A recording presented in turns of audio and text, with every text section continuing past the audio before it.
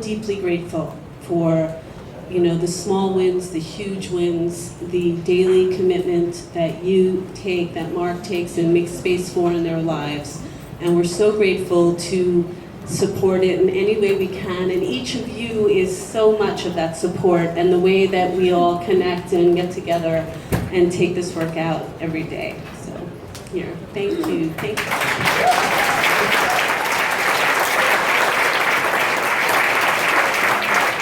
Thank you. We've been showing the movie around the country, and one of the things I love most is that no matter what state we're in, when that New York section comes on, people break into applause. Doesn't matter what. And so I was thrilled. I stepped into the theater tonight just to see how it went over, and you guys were very warm when that was on. Thanks so much for coming out. This is huge for us. I think we're winding down kind of a 40-city tour, but we hadn't shown it in New York City. Both Mark and I live here in New York, and so it was very important for us to get you guys out. Thanks so much to Paulette and Paula and Sarah and Amy and the whole team here, because you know it's such an incredible space, evidenced by the fact that you guys are here. I mean, it's really powerful. I don't really know if we want to start with a question. Maybe I should come up with something for Mark. What do you think? I'll answer a question. You'll answer a question? Okay. I want to say thank you, everybody, for being here, and to, should we stand up so everyone can see better? Thank you for everyone being here, coming to the screening. It's an amazing group. We were afraid that no one would show up. I see a lot of friends here tonight, so that's cool. We were afraid no one would show up, so it's nice to have so many people here. Why would no one show up? I'm here. That's true. Forgot about that. We did an event in Sarasota, Florida a week ago or so. It was so incredible. I mean, what's been most powerful about this is the film gives you this kind of big nationwide look at the issue. But we're going around the country state by state and showing it. And then afterwards we invite local folks up on stage, because people in the crowd want to know, okay, we've just seen this big nationwide look, what's going on in our backyard? And so we're going to talk a little bit about what's going on here in New York. You know, Mark has been incredibly involved in this issue for a number of years. I mean, how are you feeling at the moment about where we are in New York? Is there anything you'd like to see us put more energy into, more effort into? Sure. So we won a ban of fracking in New York, but folks are really still deeply involved in fighting infrastructure here. We're fighting, there's folks here who are fighting gas-fired power plants here in New York State. So, you know, if we don't shut down the gas and the use of gas and how it transverses across our state, all of the banning that we're doing is not going to mean very much. And what this does is just put more pressure on the states who are actually still doing drilling. Part of a really strategic and well thought out plan is to attack this in 3 different ways. One is to keep it in the ground. 2 is to build up renewable energy as fast as we can. And 3 is to shut down places where we're using it, like gas-fired power plants. And yes. And so in New York, we're very fortunate. We had a governor who was willing to keep it in the ground. Very much because of the pressure that a lot of the people in this room put on him. Very much because of the scientific community who really stepped up with creating a space for us to say that this is wrong. Very much because of health studies. We created a compendium of health studies, scientific studies that basically showed how horrible this was for New York State, and our governor had the guts to lead the nation and ban fracking. Now we're also leading the nation in renewable energy. I mean, the great story about New York State is we are actually leading the nation in renewable energy build-out. People don't know that.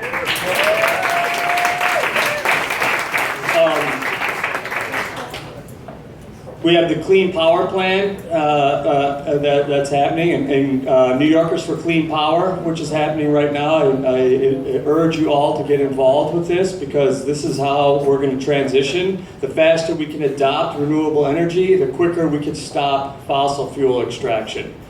And last is stopping our use of gas. The idea that we're going to use this clean air initiative that President Obama has put into motion, which is going to somehow miraculously get us off of fossil fuels. We have to remember that's mostly directed at coal. And we all know, all the science shows us that methane is 70 times more potent a greenhouse gas than carbon dioxide in a 70-year period. So the idea that natural gas is going to be a bridge fuel is, like Tony Ingraffia says, it's not a bridge fuel, it's an actual gangplank to our demise. And there's been a study that just came out that said actually natural gas has accelerated our love and our move and our embracement of natural gas has actually accelerated climate change under the Obama administration's all of the above policy. And so anything that we thought we would gain by burning the cute little blue flame is completely obliterated by what we lose in methane leakage, by transportation of methane, by leaking of the pipelines, by leaking when we're drilling it. Methane will be our demise. That's a tough position to be in, because a lot of folks think that methane is actually our savior. A lot of folks in the environmental movement, which is why it was so hard to stop fracking throughout, I think. I see so many people I know tonight. Why it was so hard to stop fracking in New York State in the first place. And to me, the most powerful images in the film is where you see the leaking of methane from every juncture, every place where natural gas is passed. But I have two things two actions, kind of. One is very broad, and this is where people kind of start looking at their feet. But think about what you have done personally in the last 6 months to lessen your impact and your demand for fossil fuels. Okay, because I mean the problem is that this is only going to change if we all kind of join in this together. And it's great to show up and watch the films and participate, etc. But man, you got to do something, beyond that. The other thing is how many engage in social media, Twitter, Facebook, so everybody. Okay, go home tonight, or we did a really fun house party last night for a couple hundred groups across the country, and Mark tweeted directly to the president, which is at POTUS. At POTUS, at President of the United States. So tweet tonight to President Obama and say, just saw this very cool film, watch this film. Please, President Obama, watch this film at POTUS. Because politicians today pay a lot of attention to social media. Today we know he got at least 500 reshares of that tweet that Mark sent out last night. We want to double or triple that tonight, which would be fantastic. If you go to my Twitter feed, you can actually, it's on there, it's maybe only 3 or 4 deep into the Twitter feed, and you could because repost the president's got, 6, 7, 8 months kind of in the presidency now, and we feel that he's willing to make some changes, and Mark's asks at the end are very, very simple, very straightforward. Stop drilling on public lands, meet with victims of fracking, and I'm feeling like setbacks. Setbacks. EPA. Oh, EPA. Get the EPA to engage enforce. to deal with water contamination. I'm feeling like Rick Perry all of a sudden. I can't remember the 3 E's. Thank you, Julie. That was Julia Walsh. The Clean Air Act. Well, enforce the Clean Air Act, enforce the Safe Drinking Water Act. And that's the thing, in the United States, we have incredible environmental laws on the books. It's just that, the lobbyists have figured out a way to circumvent them and ignore them. And we, as the voters, need to stand up and remind our politicians that those things are already on the books. I mean, the Safe Drinking Water Act should protect us from a lot of these concerns that fracking is worrying us about, but it doesn't. No. So, I don't know, maybe we don't want this to go on forever. Maybe we can take a couple questions. Sure, good start. Hello. Oh, Oh. you go first. Yep. Go ahead. I'll repeat. Whether our programming the Democratic Party that proposes to fracking safe. What do we do about a candidate who is a Democratic candidate who says fracking is safe? Well, we hope that there is not a candidate who says fracking is safe, that whatever manipulation it requires, they will, by the time they're running for office, they will take that back. I think that's the hope. We either get another candidate, Right. I mean, or we really push that candidate our way. and we own the URL dearpresidentklinton.com. And if that's the way it goes, it's not probable, but it's for certain that we're going to turn this film into that film. Hi, this is Sansara Taylor. Sansara, hi. How Hi. you been? I'm good.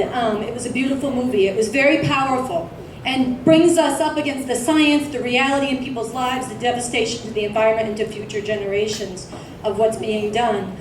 I want to use the word capitalism, which You is can the use that. yes, because it's a system driven by profit, and the corporations and the capitalists are forced to compete with each other, to expand or die, and they have to do what's profitable. And I think that's a lot of what's behind driving this in the film. I have a question, but I also have an invitation for everybody, which is, I have a question. I want to invite people though up to Revolution Books, which is in Harlem, which is a place to learn the science, to learn more about this. We screened one of your earlier films there, and to meet the leadership of Bob Avakian, who's developed a strategy for an actual revolution to overthrow capitalism and build a real communist alternative. So it's an invitation up in Harlem. And my question for you is, you painted a very powerful picture of the climate devastation in this country. But as we know, it's a global climate problem. And I wondered what lessons you have from this film, and if you expand outward, if we don't solve this problem on a global scale, it doesn't matter what we do in our own backyard. So I just wonder if you could speak to that part of it.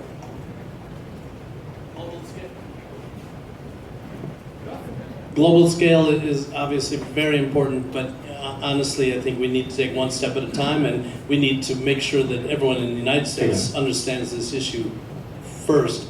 You know, because of the kind of slightly provocative name of the film, we've had invitations from countries around the world, China, Croatia, Colombia, where there's imminent fracking going on. They want us to bring this as an educational tool.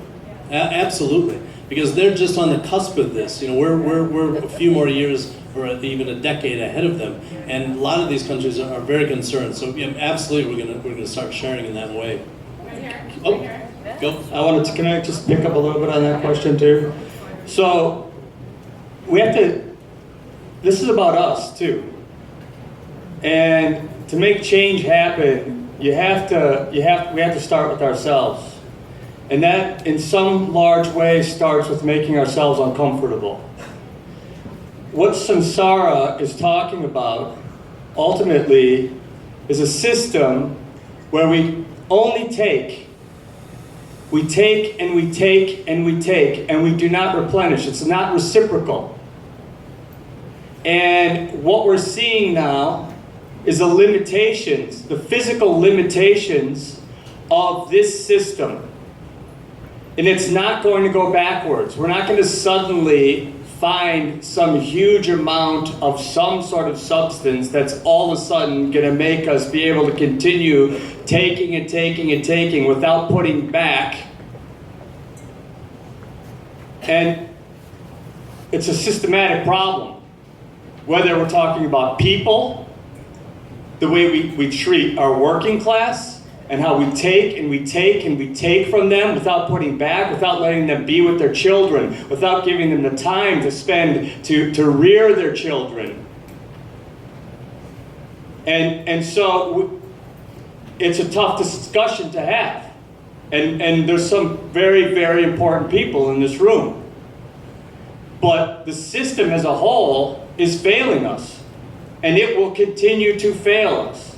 And climate change is the reality, the clear crystalline reality of those global economic concepts come to manifest themselves directly in our lives today. And there's no turning back. It will force us to have this difficult discussion. And the sooner we have it,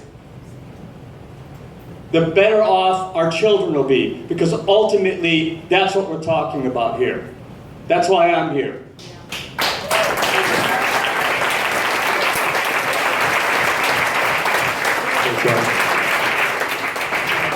First of all, thank you both for your work and being here. Did you like the movie? Film. I loved it, yeah. I loved that Mr. Fox in it too. I loved his too. Yeah, we love Josh. We've done events here with Josh, and we wish Josh was here, but I think he's in Vancouver or something.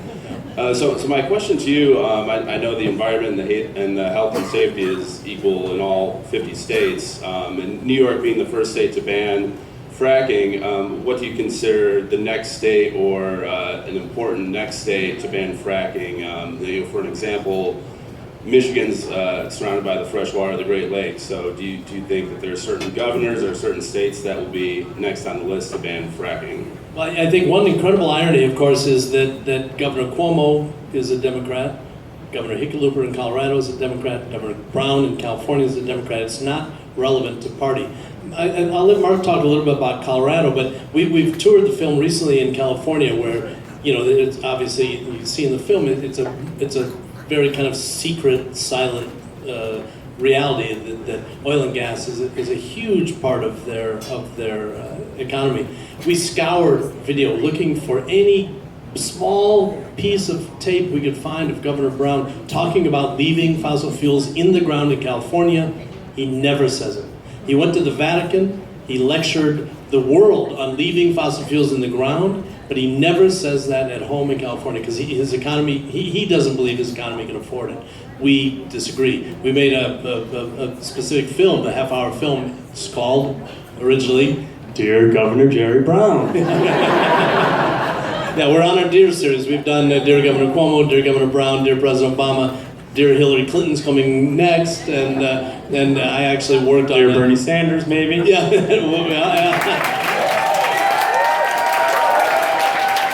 Just saying. But in California, I think the only county in California that's passed a fracking ban is San Benito County. On the ballot this coming November is a ban in Monterey and a couple others. Super important there. I mean, if you have friends in California, encourage them to get involved with these issues. And similarly in Colorado, where they have, community by community adopted these bans, but the governor has come out, appealed to his courts to disallow communities from adopting zoning laws to ban fracking, which is un-American. Deeply un-American. Deeply un-American. Congratulations on an amazingly powerful film and on all your years of working on this issue. In a time when media and branding is so important, the gas companies have managed, you see the stickers everywhere, clean natural gas.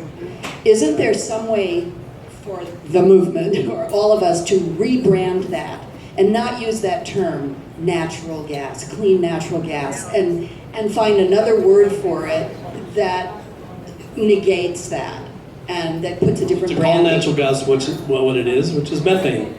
Methane. Just methane. Well, something negative so that people realize, Well, methane's when pretty they're negative. encouraged. Unholy gas. Gas stinks. Brutal gas. But I'll talk a little bit about that. What we're seeing here is a crisis of credibility in our institutions. Even Exxon, even the fossil fuel industry. Do you know how many dollars they have to put down in order to keep that meme going?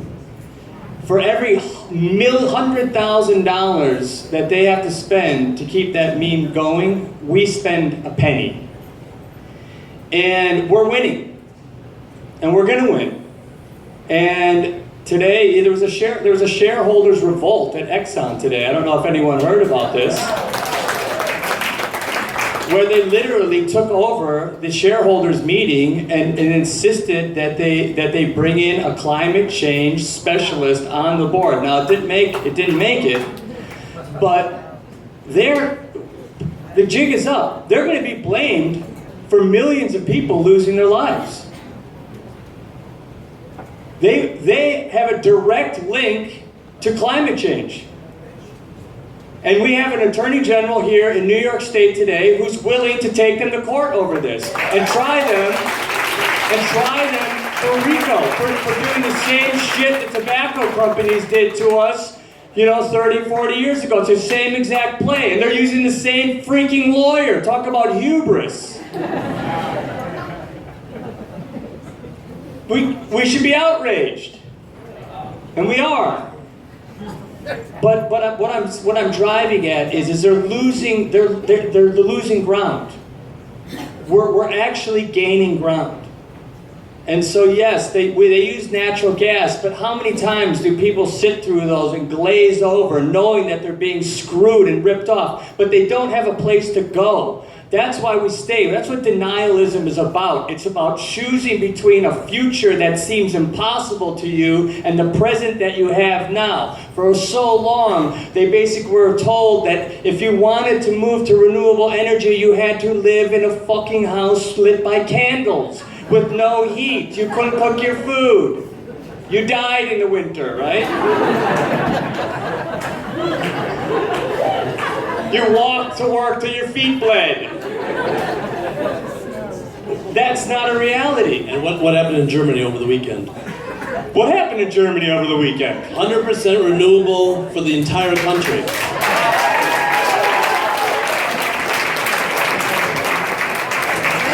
Okay, sorry, I didn't mean to grab. I'm right back here. I'm But over you know, here. the only thing I'll say to back Mark up is that when we were doing this big fight in New York, the only opposition that the industry could really propose was that this was a celebrity-driven campaign, which was completely wrong. Because one of the reasons that Governor Cuomo adopted this ban was because by the time he was making that consideration, there were 160, 170, 180 towns, communities, etc., who had already adopted bans and moratoriums against fracking, and he knew that if he allowed fracking into New York, he was going to face endless lawsuits from these communities, etc. And each of those moratoriums and bans grew from the grassroots. It had nothing to do with celebrity at all. More power to celebrity. We love celebrity as a tool, but the import here is for these grassroots efforts to continue. So, if you have friends in these states that are still facing these issues, man, encourage them to get involved.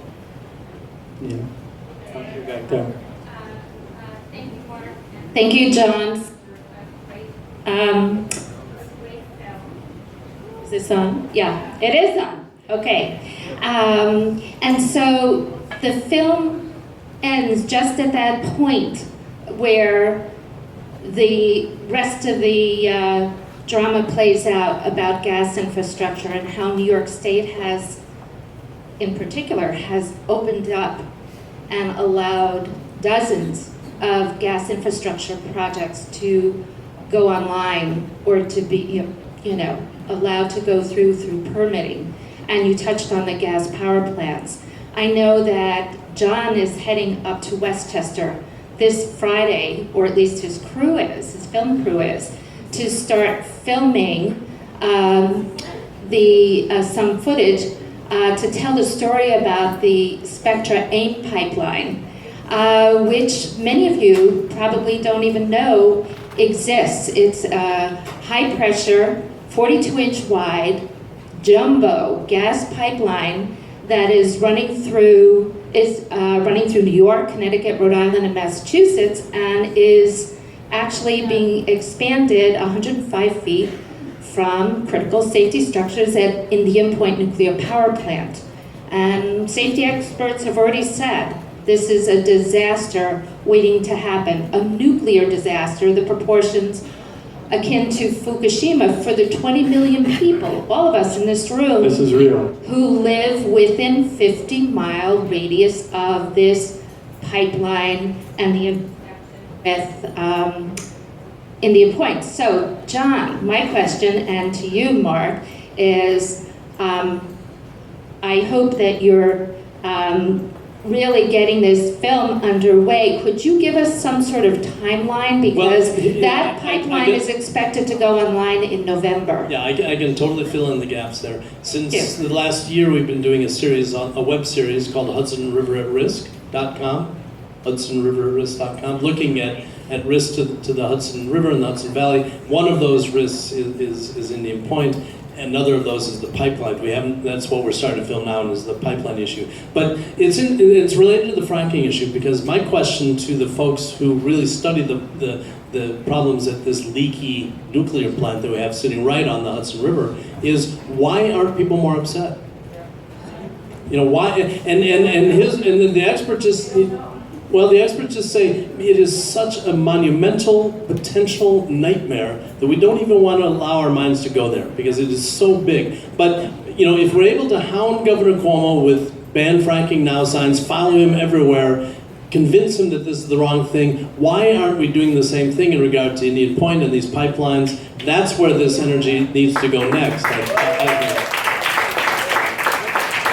I see all the hands up, but we really actually we only have time for one more question. This woman is, I knew I was going to be the enemy in the room. We can do it. I knew it. If you have time, we have time. We have time.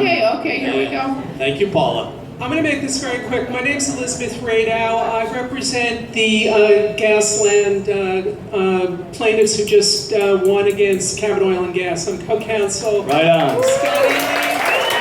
How you doing? I sat in that courtroom. It was the 1% and the 99%.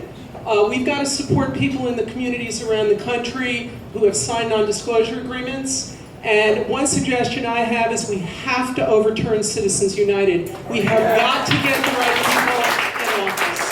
That's just a suggestion. I really didn't have any questions, except I was asked to send my best regards to you all. Oh, good, thanks. Thank you. One thing I'd like to turn the focus a little bit is to talk about options. You know, I make documentary films, and you know, if I'm sitting around on a Friday night looking at Netflix, the one thing I don't look at is documentary films, because they bum me out.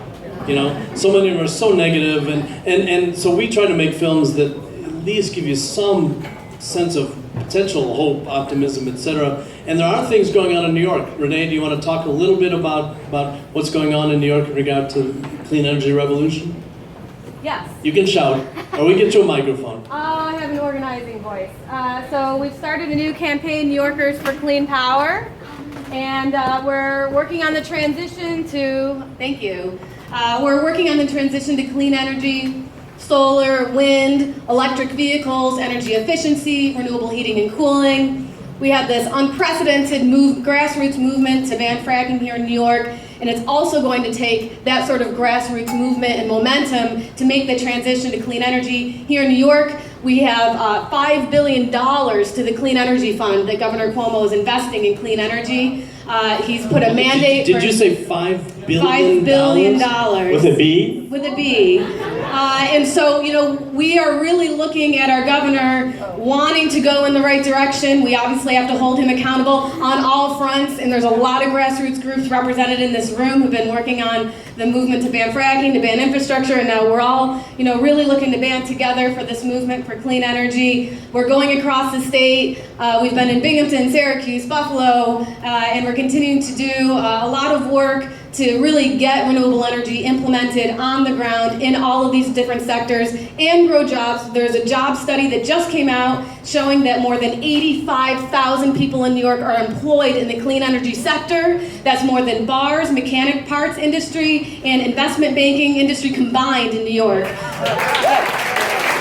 So we are really, you know, leading the way. I just, you know, worked with Julia for 5+ years on and Mark and John on the campaign to ban fracking. So we have the people working on that movement, now working on this movement. So we're really, you know, able to wrap it all up here. And it's going to take some years. It's not going to happen tomorrow. But if we keep working together to push back infrastructure and to push forward clean energy, you know, we can lead the nation again, and we can lead the world.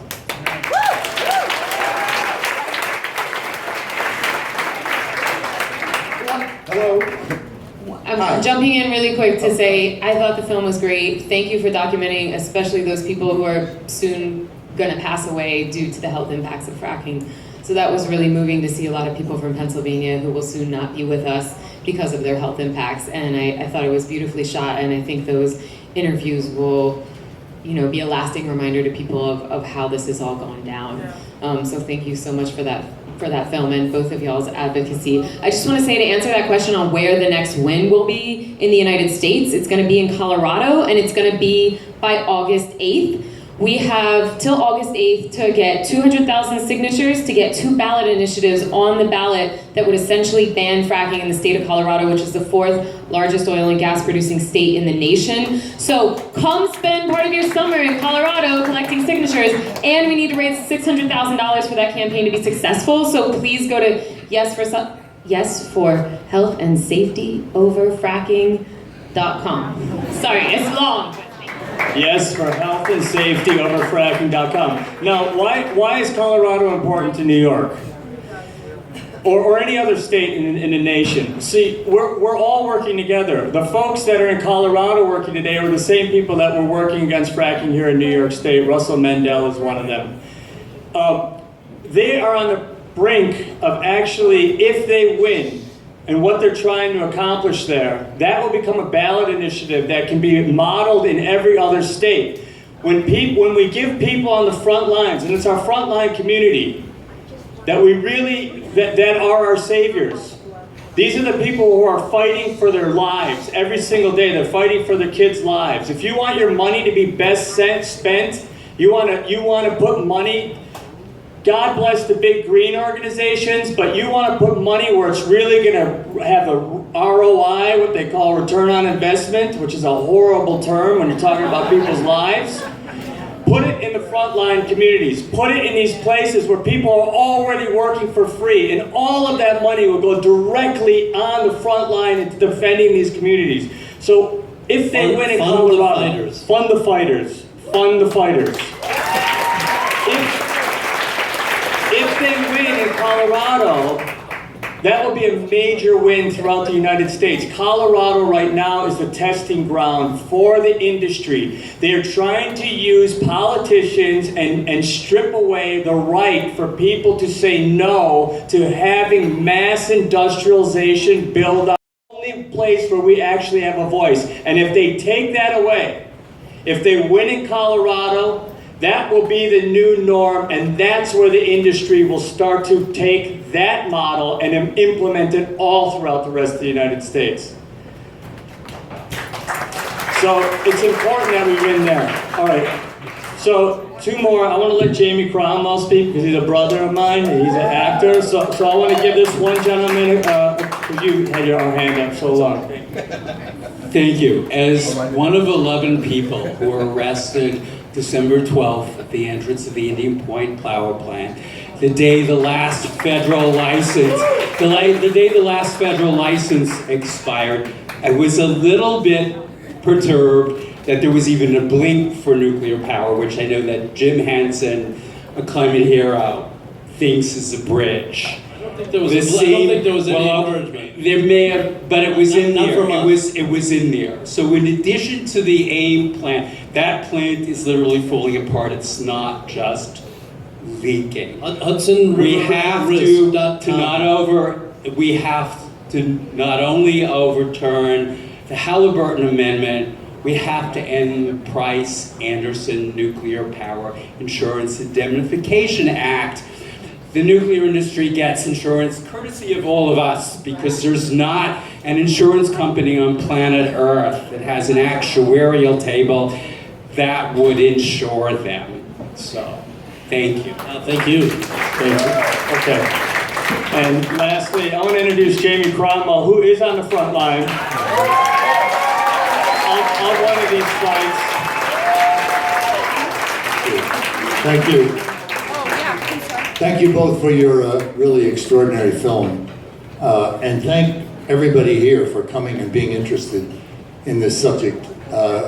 It may not be as obvious to people in New York, but when you are on the front line, when you have a pipeline or a compressor station or a power plant being built in your community, you really get to see the effect that it's going to have on the community. I live in an agricultural community, very famous, called the Black Dirt region, and it is going to have a power plant that is going to spew toxins all over that land, destroying the main reason that people come and buy their produce from that area.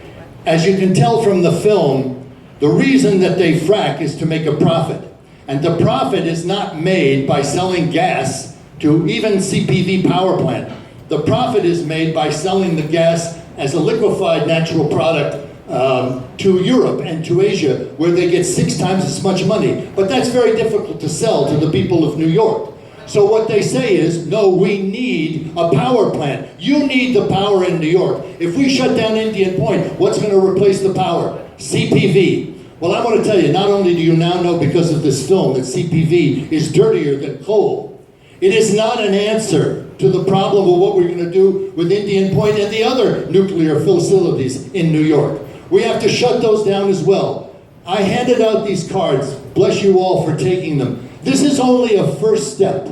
This is a step to tell Governor Cuomo that we want no more build-out of hydrofracking infrastructure in New York. But it is also an opportunity for you to invest your effort, your interest, your money, your support in grassroots groups.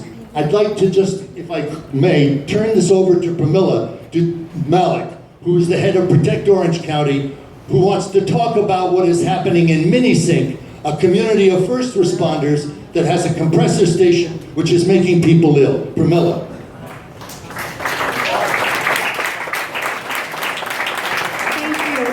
Thank you, Jamie. So I rarely get a chance to talk before a New York City audience, so the first thing I would like to tell you, how many of you have a gas stove in your apartments? Okay, so please, for the sake of your own health and your children's health, get rid of it. It is highly radioactive, fracked gas is highly toxic, and all of the gas in the market today is fracked gas. So the first thing you need to do is get rid of your gas stoves. So I come from Minisink, it's about 60 miles from here, and we have a lot of public service employees, we have a lot of 9/11 first responders who move there specifically to recover from their exposure to toxic dust. And we had a compressor station built in our community 4 years ago that was approved by the federal government, President Obama, and Governor Cuomo. And it was built right in the middle of a rural residential community. A lot where your dairy farms come from. We're surrounded by dairy farms. What happened after that compressor station became operational? We have had children getting sick, nosebleeds, headaches, rashes. My own daughter gets terrible, terrible nosebleeds every time there's a blowdown event. And that is linked, the science links it to formaldehyde poisoning, which is a highly carcinogenic, toxic substance, as well as benzene exposure. I have a neighbor. What can we do? What can we do to be involved? We feel like we've been fighting alone this whole time for 4 years. Now we have this gas-fired power plant being built just a few miles away from us. And this plant is being built to serve New York City. And not only is it going to poison your food and your dairy supply, as well as our children, it is going to have a global carbon impact equivalent to 20 million tons of greenhouse gases annually, which just, to quote Josh Fox, cannot happen. So my question to you and to all the organizers is that we need that same momentum that we had when we demanded a ban on fracking for the infrastructure, for the market. You touched upon it in your film when you talked about the fact that there's this oversupply of fracked gas and there's no market. So what they're busy doing right now is fabricating that market. NYSERDA has incentives that they're deploying all over New York City to convert boilers to gas boilers. These are policy choices being made on our behalf, and we have to say no. And my question to you is, yeah, how can we get that same momentum? Right now we're playing whack-a-mole. We're fighting a project here, fighting a project there. We're not dealing with the systemic causes of the build-out. Although we did have the two senators, Schumer and Gillibrand, for example, come out against the AIM pipeline the other day. I mean, there is some momentum for trying. I mean, it obviously regards a coalition. Yeah. Right. We need State legislators. Yeah. we need to connect the dots. And you know, Bernie Sanders talks about the 1/10 of 1%, and that's actually happening with sacrifice zones. Now the industry has so much hubris and such a sense of entitlement that they think everybody is expendable. So they can put radioactive frack gas in your apartment, you know, a compressor station next to my home, a power plant next to an EJ community that has no idea it's even within like 300 feet. They have no idea it's going up. They think it's a hotel. This is, you know, how egregious this industry has become. They're like a drug, you know, they're like a drug pusher. You know, go from one drug to another to another. Yeah. Thank you. Yeah, thank you. Thank you. Okay, thank you. Listen, that's the voice. Those are two voices here in New York, very close to us, that are on the front line, that are dealing with this. They are us. They are connected to us. Our lifestyle here is affecting them there. And this is the most powerful thing of this film we've made is we've literally, I think we've been in 28, 29 states by now, and every state we go into, there's this kind of reaction. People are concerned about are interested in what's going on in their backyards. It's a huge issue, and it continues in New York, right? Clearly. Thank you both for being here. Thank you so much. Thank you, everybody. Thank you. Thank you all. What is it? Just some quick takeaway points. Hi, I'm Julia.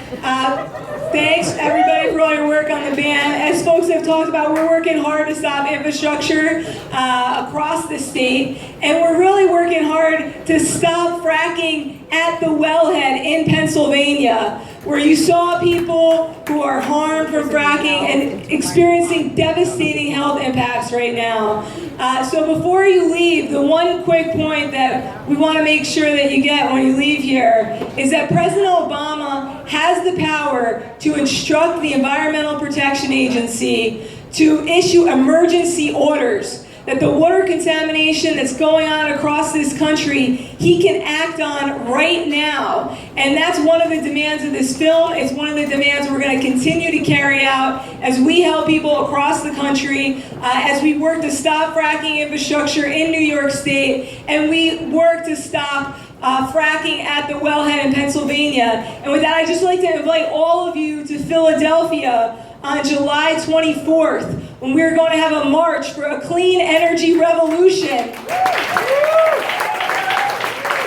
outside the Democratic National Convention to make it clear that this can no longer go on, that we're going to ban fracking nationwide, and we are going to leave the world with renewable energy. So we hope to see you there.